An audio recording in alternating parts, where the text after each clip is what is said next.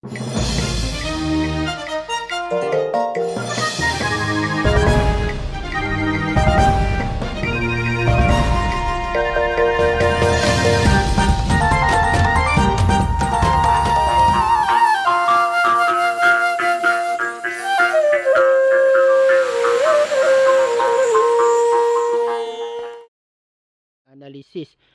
cabaran dan isu-isu semasa berkaitan dengan perlembagaan. Okey, so kalau kita lihat dalam media massa, okey, dalam media sosial dan sebagainya, tu banyak isu-isu yang berkaitan dengan perlembagaan seperti contohnya kedudukan Islam, okey, Islam sebagai agama persekutuan, adakah Malaysia sebuah negara Islam, kedudukan istimewa Melayu, kenapa orang Melayu mendapat kedudukan istimewa, kenapa rakyat yang bukan Melayu tidak dapat keistimewaan, okey, tentang bahasa Melayu, okey, kenapa bahasa Melayu jadi bahasa kebangsaan, okey, dan tentang institusi beraja, okey. Itu antara 4 isu utama yang sering kali dibangkitkan dalam media massa berkaitan dengan perlembagaan, dan 4 isu tersebut adalah kita kenali juga sebagai tiang seri. Okey, saya rasa dalam kita nak menganalisis isu semasa dalam perlembagaan ni, kita kena fokuskan kepada 3 perkara supaya perkara yang melibatkan isu semasa dalam perlembagaan itu dapat diselesaikan melalui 3 perkara ni. Pertama, kita lihat kontrak sosial. Okey, kontrak sosial. Yang kedua, kita lihat tentang diskriminasi perlindungan, dan yang ketiga, kita lihat konsep kontrak sosial tadi, diskriminasi perlindungan, dan konvensyen perlembagaan. Ada 3 kan? So saya ulang semula, kontrak sosial, diskriminasi perlindungan, dan juga konvensyen perlembagaan. Okey. So bagaimana kita nak kaitkan 3 konsep ini dengan isu-isu semasa supaya isu semasa ini dapat difahami dengan baik dan tidak menimbulkan konflik di kalangan masyarakat. Okey, kita lihat dari segi kontrak sosial, kita maklum bahawa perlembagaan itu digubal berasaskan kepada kontrak sosial, walaupun kontrak sosial itu tidak dinyatakan secara termaktub, secara tertulis dalam perlembagaan, tapi ia adalah persetujuan. Apa dia kontrak sosial? Persetujuan yang dicapai antara orang Melayu dan bukan Melayu sewaktu menggubal perlembagaan. Apa yang dicapai?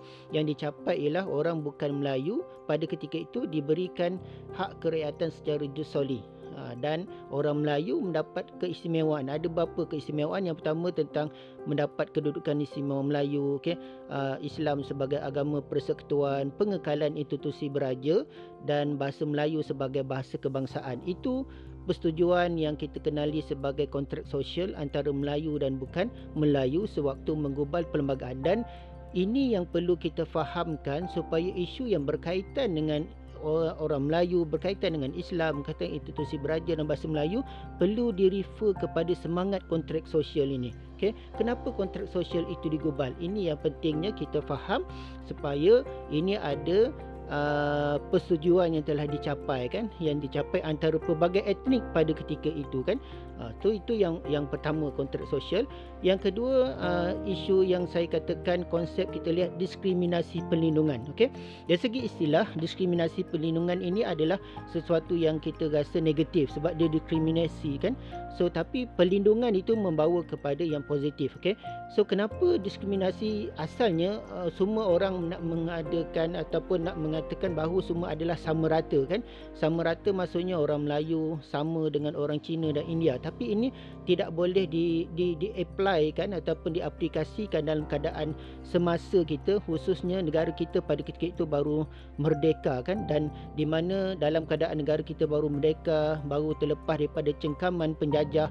So kedudukan ekonomi yang tidak sama rata antara pelbagai etnik pada ketika itu, antara Melayu, Cina, India, kadar kemiskinan, jurang kemiskinan yang merata pada ketika itu. So maka dibuatlah konsep diskriminasi perlindungan ini untuk membantu etnik yang lemah supaya dapat mengeluarkan diri daripada arus kemiskinan, okey, dapat mencapai taraf hidup yang lebih baik.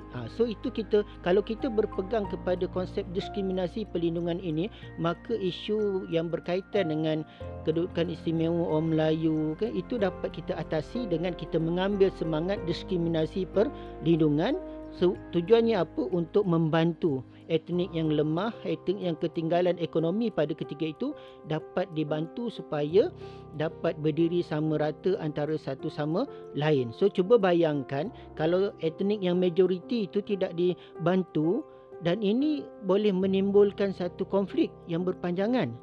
Kita lihat sebab utama peristiwa 13 Mei adalah jurang ekonomi yang meluas antara etnik. So perasaan tidak puas hati itu akan timbul. So untuk mengelakkan perasaan tidak puas hati itu timbul, maka diskriminasi dalam perlembagaan itu perlu kita hayati. Dan yang ketiga adalah konvensyen perlembagaan. Okey. Satu, kita lihat ada satu undang-undang, iaitu perlembagaan itu adalah undang-undang yang termaktub dan dia boleh dicabar di mahkamah. Okey, boleh cabar dan dicabar di mahkamah. Okey, konvensyen perlembagaan ni dia berlainan daripada yang termaktub dalam perlembagaan. Tapi kalau kita tak laksanakan konvensyen perlembagaan ni, dia akan menyebabkan sesuatu politik itu tidak stabil. Tapi kita tidak boleh bawa perkara itu ke mahkamah sebab dia tak dicatatkan dalam perlembagaan. Okey, apa maksud konvensyen perlembagaan? Konvensyen perlembagaan ni maksudnya sesuatu yang tidak termaktub dalam perlembagaan, tapi kalau tak dilaksanakan dia boleh menyebabkan keadaan politik yang tidak stabil, masyarakat yang boleh keadaan yang huru-hara dan sebagainya. Okey, saya bagi contoh. Apa dia konvensyen perlembagaan? Contohnya pelantikan Perdana Menteri.